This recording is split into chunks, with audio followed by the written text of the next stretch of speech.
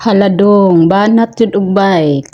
Nagkasinabot nga kaming dalawa ngayon, nasama siya sa akin, magdali lang sana ako pero nakarating kami Walter Mark. Nag-e-bike ako at siya naman ay nagbike. Gusto niya daw kasi pumunta dito dahil hindi pa siya nakapunta. Dito mo talaga makikita na kapag malaki na ang anak mo ni ayaw na magpahawak sa'yo, nang iwan na, samantalang noon tulog kapit at mama ang bibig. Dito nga kami pumunta dahil gusto niyang maglaro ng bola-bola.